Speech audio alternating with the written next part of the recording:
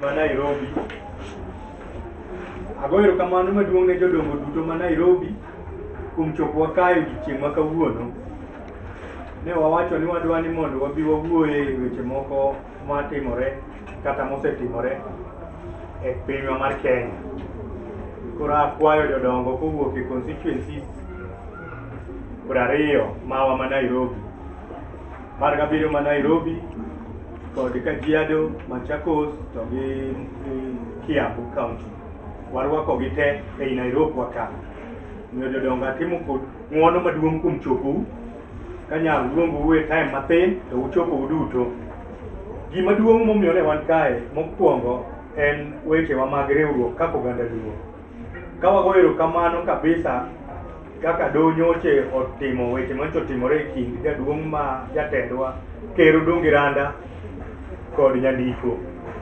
Ne giwacho ni mondo joluo oring kanyakla kendo mondo oriwre owuoth kanyakla.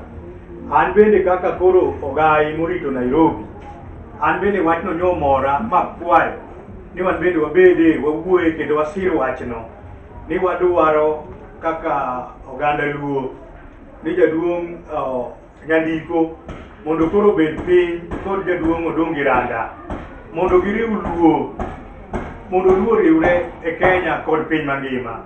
Kendo wang'eyo maber Odongi Randa en e ker mar Luo Afrika te.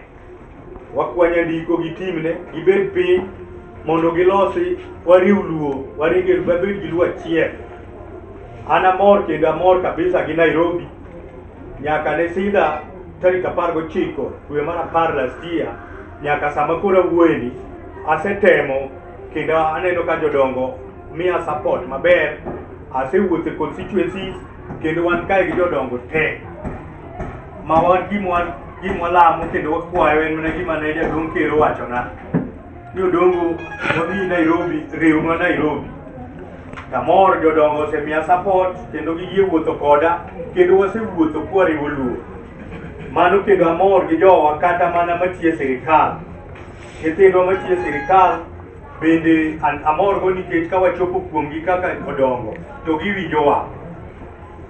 Mano kwayo mane wakwayo nikech Nyasaye ema tayowa, to nyaka wan bende wati matek mar wacho wechewa kaka joluo ni gima duong' e pinywa ni e ogandawa mar Luo en achiel marwa. To achiel marwa no e tekowa. To tekowa ne mosemiyo bende jakom Raila Amolo Odinga chir gi teko ma en go gi duto. Omiyo pod wan bang' jakom gi teko gi chir mar joluo ni en e rwadhwa mbele kanyo. En ema pod waluwe, weche moko mawachore koni gi koni en ema warito wachne. Chiemo nyisowa ni kama to kamano. To bende chopo kamoko ma bende wan be waluonge ofis ma wantiere ni, mae ofis koro marwa ma Nairobi moriwo joluo duto te kuonde te magintie. Makata baba wakwayo no biro chopo e ofis ni seche ma weche tek. To waluongo jodongo to bende nyise gima onego tim. Wamor kabisa, amor kodu jodongo, constituencies man kae te gi chairmans magi. Akwaya ni wariw oganda kuwuok e grassroots. Girwa ni wariwe kochakre ward level. Wabedo gi jakom mar ward gi ofise, koro idhe constituency, basto biro ofiswa maduong' ni. Amor kabisa, ofiswa maduong' ni wantiere gi ruodh gi jalupna ma en moluwa kwariwo Nairobi. Wantiere gi organizing secretary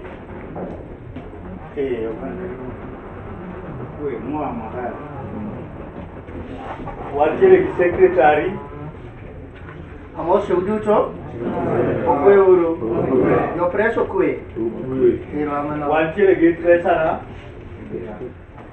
okwe uru joka nyana umor giman kawuono ni an iluonga ni min Odera Kibra constituency. An e jakeno mar jodongo nikech nachi jaduong'. Omiyo jodongo ma Nairobi noyiera ni nyaka ting'negi ndai mar pesa.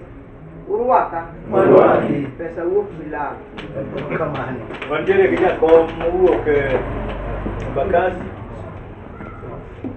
Nikwa Ramogi jodongo wechega Mrembe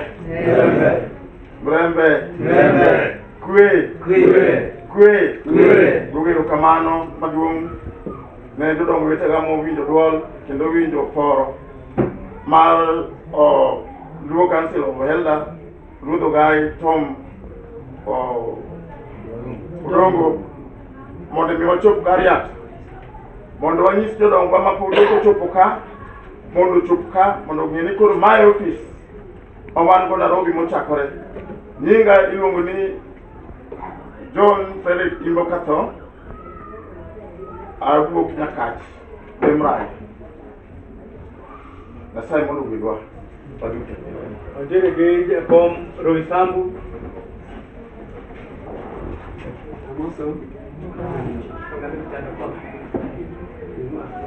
Wamachak Richard.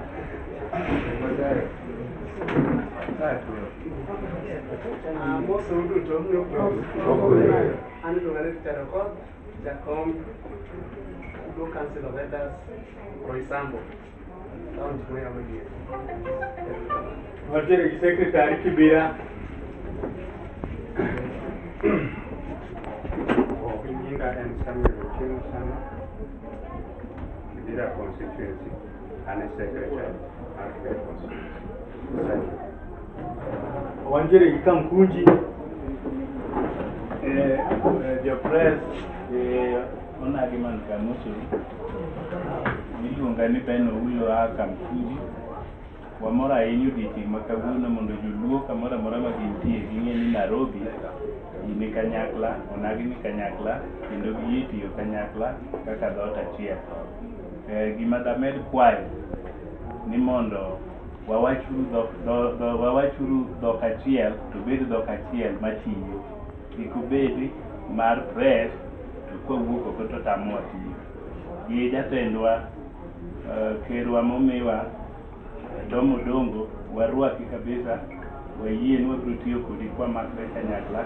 Jodongo ng'eny, ang'eni gi ng'eny, ma ne na press matin, wabiro yudo kama wakelo gi tek mondo ilos kodgi.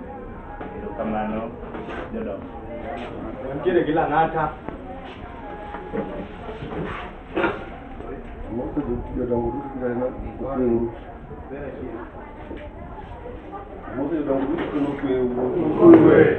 Goro kamano ahinya kendo amor gi chunya, to maduong' ahinya manyalo wacho wacho mana ni mondo obed gi kwe, kendo gima watimo ni obed gima dwa konyo nyithindo matindo makoro timo moko gik madhiye mowe culture. Koro wane jodongo, wane kaka onyalo wuoyo gi nyithindo ma ok ong'e mochido GNC matinde wacho ni mago analo. Wane kaka onyalo kelo mochido gi ng'eyo Luo culture machon. Kamano. Ontiere gi Ruaraka. Amoso uduto nokweudu kendo agone Nyasaye ka erokamano kuom nwang'ora e Elder. Wan kwe kende mwadwaro, kama wabede ni en kwe kende. Ne jotelo mani malo wawe dhi e court gi huku na huku, to nikech Nyasaye mawalo jatelo, koro da wabet pamoja. Ero kamano. Ontiere gi Makadara. Mosu jodongo press niluonga ni Alibaba sababu ama Makadara. Sasa Ontiere gi Embakasi. Ruth Ogai, members of the press. Also, uduto nokwiudu. Aniluonga ni Makogonda. I represent Embakasi West. Wuodhni osechako to waneno kendo wadwaro nobed mopogre gi mosegatimore. Omiyo wakawo thuolowa kendo wasire gi gikwa duto te gi tekowa duto te. Jaduong' Tom Odongo Ogai, wan kodi kendo wasiri ma onge dok chien. Ero uru kamano. Ng'ama wiyo chowino. Kariobangi Secretary. Chairman wa Kariobangi.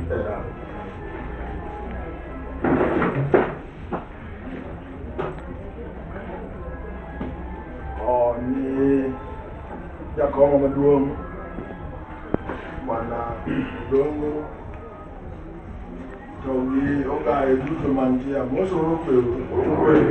Jo press warwakou Kariobangi nowacho ni wakel mos makende. Ukawo kendo. Kamano ahinya wabedo na gi kwe.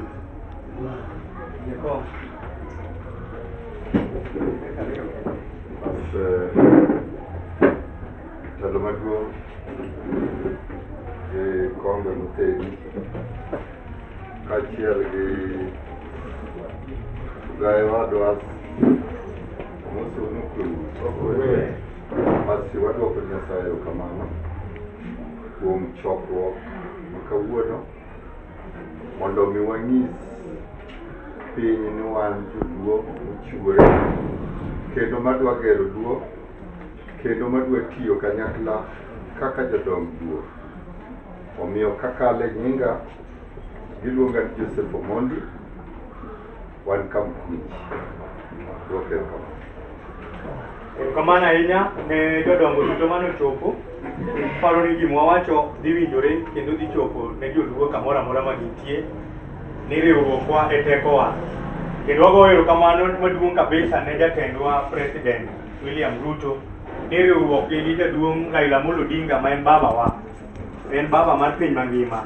Waseneno ber kendo wamorgo kendo wan kodgi pamoja ma wan kaka Luo Council of Elders Nairobi wasupport mondo gibed wuotho pamoja mondo giber mantiere go wamed yudo ochopnwa nyaka kuonde ma wantiere. Erokamano maduong' ne gwedho. Erokamano.